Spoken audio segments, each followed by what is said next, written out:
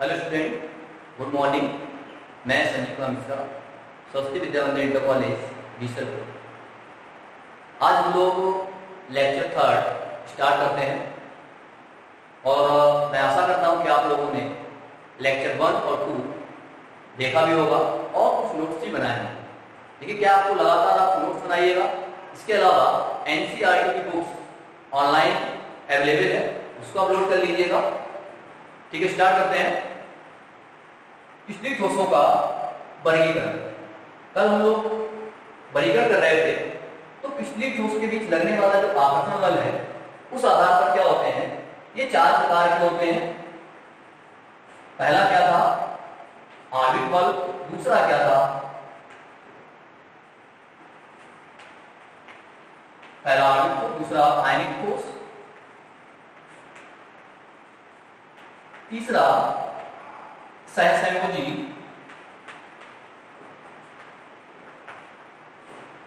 ठोस और चौथा धात्विक ठोस। ये जो वर्गीकरण है पिछली ठोसों के बीच लगने वाले बलों के आधार पर वर्गीकरण है, उसके आधार पर क्लासिफिकेशन है। तो क्या क्या डेफिनेशन हो जाएगी। जैसे पहला हम लोगों ने कल पढ़ लिया था, आणविक ठोस किसे कहते हैं, यानी वे ठोस जिसमें घटक कण क्या होते हैं, अणु होते हैं और एक अणु आपस में बांधने वाले बलों के द्वारा बंधे रहते हैं, जुड़े रहते हैं। आणविक ठोस क्या थे, 3 प्रकार के थे। सबसे पहले अध्रुवीय आणविक ठोस, ध्रुवीय आणविक ठोस, तीसरा हाइड्रोजन बंधित आणविक ठोस। नेक्स्ट क्लास हम लोग स्टार्ट करते हैं आयनिक ठोस, यानी वे ठोस, वे स्थिर ठोस जिनमें घटक कण क्या होते हैं, आयन्स होते हैं, अर्थात जो आयनों से मिलकर बने होते हैं उसे क्या कहते हैं, आयनिक ठोस कहते हैं। आयनिक ठोस जैसे एग्जांपल में क्या हो जाएगा, ठोस NaCl, Na positive Cl negative, यानी एक आयनों से मिलकर बना हुआ है, अर्थात इनके बीच में किस प्रकार का बल कार्य करेगा, इसको बोलेंगे वैद्युत आकर्षण बल। यानी यहां पर कौन सा बल कार्य करेगा, वैद्युत आकर्षण बल कार्य करेगा। इसका दूसरा एक और भी नाम है, जिसे कूलाम्बिक बल भी कहते हैं।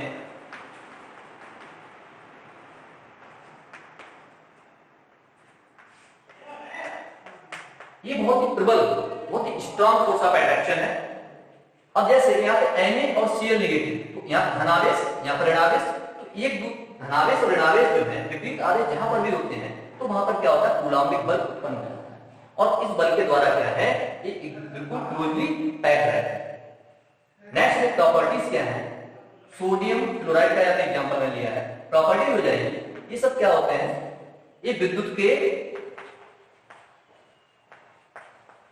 सुचालक होते हैं। लेकिन कौन सी अवस्था में, गलित या विलयन की अवस्था में, गलित या विलयन की अवस्था में। इतना स्ट्रॉन्ग फोर्स ऑफ अट्रैक्शन है इनके बीच में कि ये जो ठोस होते हैं, आयनिक ठोस होते हैं, ये प्योरली यानी शुद्ध ठोस अवस्था में क्या होते हैं, विद्युत के चालक होते हैं। लेकिन गलित या विलयन की अवस्था में ये विद्युत के सुचालक हो जाते हैं, क्योंकि इनमें मुक्त आयन हो जाते हैं। इसलिए जैसे अगर हम बात करते हैं NaCl की, हम बात करें, क्वेश्चन भी आता है कि क्या कारण है कि ठोस NaCl विद्युत का कुचालक है, जबकि गलित या विलयन की अवस्था में ये विद्युत का सुचालक हो जाता है। क्यों? अब ठोस अवस्था में क्या है, इनके बीच आकर्षण क्या है, बहुत ज्यादा स्ट्रॉन्ग है। इसलिए क्या है, ये मुक्त आयनों में यानी धनायन और ऋणायन में ब्रेक नहीं हो पाता, टूट नहीं पाता है। इसलिए क्या रहते हैं, ये ठोस अवस्था में ही रहते हैं। और इस तरह से जब मुक्त आयन नहीं होंगे तो विद्युत क्या हो जाते हैं, कुचालक हो जाते हैं। लेकिन अगर हम इसको विलयन की अवस्था में ले लें, गलित अवस्था में लेते हैं, तो क्या हो जाएगा, गलित अवस्था में जैसे एक्वस सॉल्यूशन मैंने इसका बना लिया, जलीय विलयन मैंने इसका ले लिया NaCl का, तो ये क्या होगा, Na पॉजिटिव और Cl नेगेटिव में टूट जाएगा और विद्युत चालकता के लिए आयन ही उत्तरदायी होते हैं। अगर आयनिक ठोस है तो उसमें आयन के कारण जो मुक्त आयन होंगे, धनायन और ऋणायन होंगे, अगर ये मुक्त है तो इस कारण क्या होते हैं, विद्युत के सुचालक। नेक्स्ट क्या होते हैं, इनके गलनांक, मेल्टिंग पॉइंट गलनांक क्या होता है, उच्च होता है, गलनांक उच्च होते हैं, बहुत अधिक कठोर होते हैं, घनत्व क्या होगा इनका बहुत अधिक होता है। नेक्स्ट बात करते हैं थर्ड,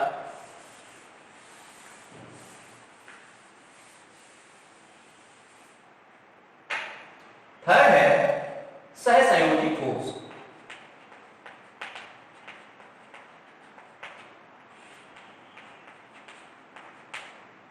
सहसंयोजी ठोस, कोवैलेंट सॉलिड।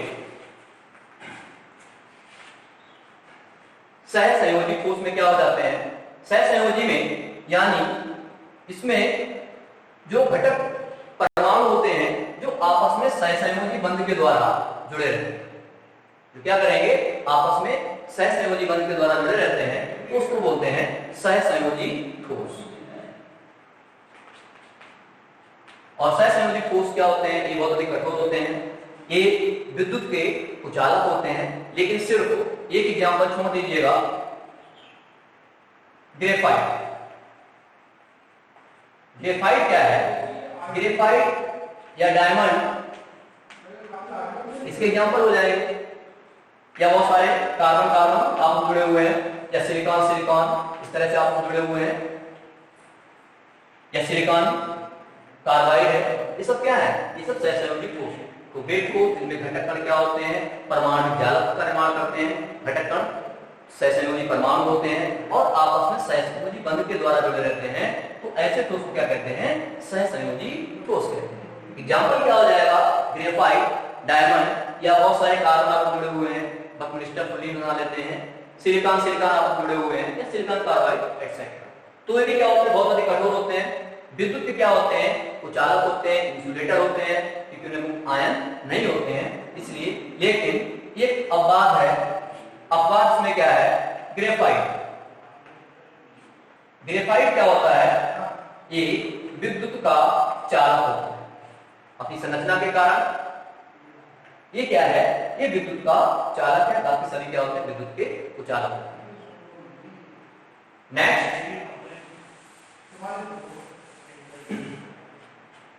चौथा है धात्विक ठोस, मेटेलिक सॉलिड। नेम से ही क्लियर है, धात्विक ठोस अर्थात वे ठोस जिसमें घटक कण क्या होंगे, धातु परमाणु होंगे। घटक कण क्या होंगे, इसमें धातु परमाणु होंगे और आपस में क्या करते हैं, ये धात्विक बलों के द्वारा बंधे रहते हैं या जुड़े रहते हैं, तो ऐसे ठोस को क्या कहते हैं, धात्विक ठोस। आपने डेली यूज में आप देखा भी है, आयरन की रॉड ले लें, गोल्ड प्लेटिनम, ये सब क्या है, मेटल्स हैं, तो सब कैसे हैं, धात्विक ठोस है। धात्विक ठोस में ये क्या होते हैं, जैसे हमने क्या ले लिया एग्जांपल, आयरन। आयरन क्या करेगा, ये इलेक्ट्रॉन तैयारी में प्रवृत्ति होती है, तो इसमें क्या जाते हैं, धनावेश और ऋणावेश। इस धनावेश और ऋणावेश के कारण, इस मुक्त इलेक्ट्रॉनों के कारण क्या होते हैं, ये क्या होते हैं, विद्युत के सुचालक होते हैं, हाईली कंडक्टर ऑफ इलेक्ट्रिसिटी है। ये क्या है, विद्युत के बहुत अच्छे चालक होते हैं, क्योंकि इनमें क्या होते हैं, मुक्त इलेक्ट्रॉन होते हैं इसलिए। और इनमें क्या होता है, दो चीजें होती हैं, इसको तो इलेक्ट्रॉन इलेक्ट्रॉन ही बोलेंगे, और जो धनावेश है, जो पॉजिटिव चार्ज है, इसको बोलते हैं कैरियन।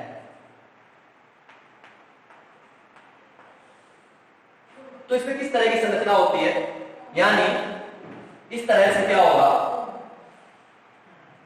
धात्विक ठोस में ये क्यों बहुत अधिक विद्युत के चालक होते हैं, इसमें ये जो इलेक्ट्रॉन्स हैं, बिल्कुल जैसे समुद्र में मछली तैर रही है, तो समुद्री इलेक्ट्रॉन होते हैं, यहाँ पे समुद्र के इलेक्ट्रॉन हो गए, और इसमें क्या होगा, जो धनावेश है, जैसे Fe2 पॉजिटिव है, ये धनावेश क्या करता रहता है, इसमें तैरता रहता है, यानी इसमें क्या रहता है, फ्लो ऑफ इलेक्ट्रॉन्स होता रहता है, यानी इलेक्ट्रॉन का पूरा मेघ होता है, पूरे बादल टाइप के होते हैं, यानी इलेक्ट्रॉन कितनी अधिकता में होते हैं, बिल्कुल जैसे समुद्र में कुछ तैर रहा है, ठीक है ना। और जो धनावेश है वो क्या होगा, वो इसमें क्या करते रहते हैं, फ्लो करते रहते हैं, घूमते रहते हैं। इसलिए क्या होते हैं, धात्विक ठोस विद्युत के बहुत अधिक चालक होते हैं।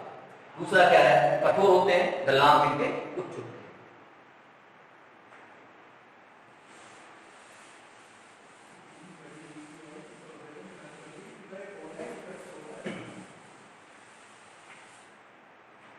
इस तरह से हमारा टॉपिक भी फिनिश होता है ठोसों का वर्गीकरण।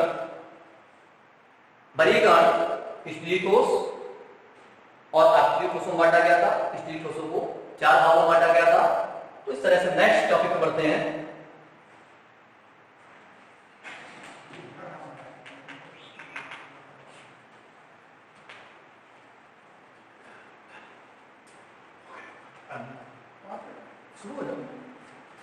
नेक्स्ट टॉपिक है यूनिट क्रिस्टल जाल।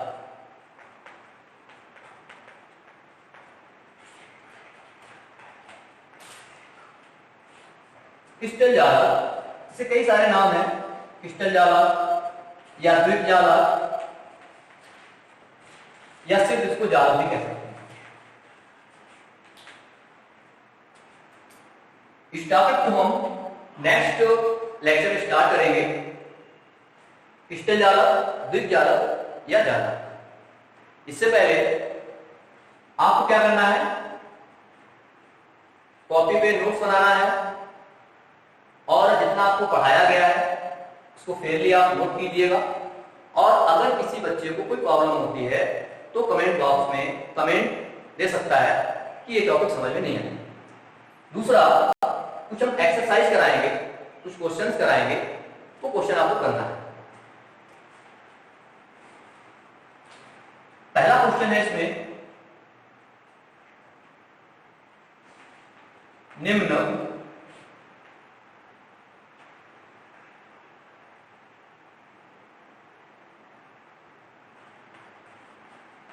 ठोसों को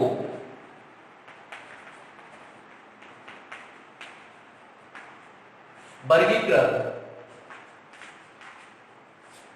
कीजिए। तो क्या करना है आपको, क्लासिफिकेशन करना है। First, graphite, diamond. तीसरा,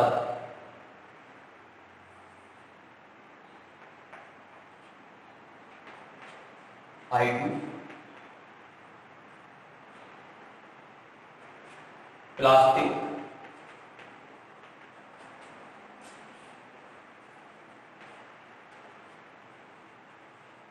SO2,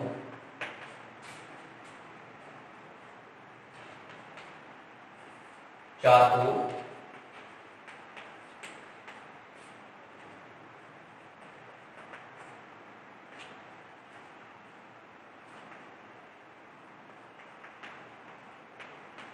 टू,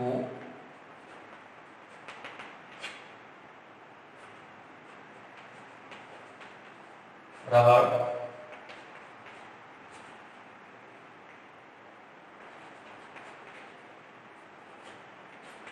कांच, लास्ट,